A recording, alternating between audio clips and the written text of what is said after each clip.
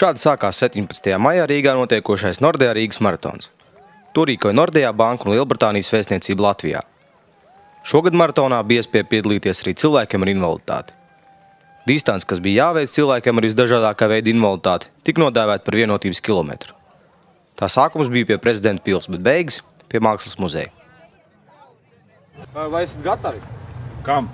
Skrējienam. Mierīgi. Protams, gatavi. Kilometrs. Kas tas kilometrs ir maz, būtu kāds 5, jo tā būtu kaut kāda doma. Kas tas kilometrs ir? Varbūt varat jau lielajā braukt? Nu, lielajā vēl ne, pirmā gadā vēl ne. Vienotības skrējiena rīkotāji nebija rēķinājušies ar tik lielu atsaucību. Skriet un būt kopā ar citiem ieradās cilvēki no visas Latvijas.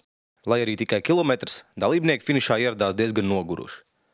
Protams, mazāk noguruši bija tie, kas distanci veic nesteidzoties.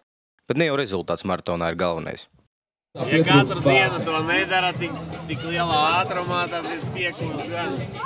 Nākamgad kā atrosies? Ļoti labi. ja Varbūt tad bija jau, kāds jā. kļūst stratēģis. Bet bija vērts, jā? Es domāju, ka jā. Bija interesanti. Vēl jau nekas nav beidzies, te viss tikai sāksies. Labi, es jūs nemūtu. Man jau bija baigi labi, man tāds liels zilons stūpējs bija, es vispār maz piepolējos.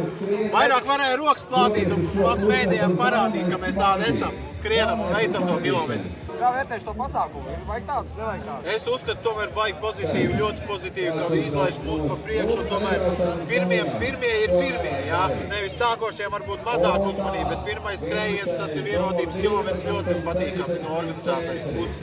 Nākamgad vajadzētu, nākamgad arī droši vien skriet. Nu, nākamgad jau domā, ja viss izdosies, varbūt kāds pat tiem speciāliem sporterātiem, varbūt pat kāds var veikt puskilometru, pusmaratonu vai veselu maratonu, bet es smagi šaubos, bet varbūt, jā, vajag cerēt, ka ceru kopīgiem spēkiem viss izdosies. Nākošais Rīgas maratons jau pēc gada.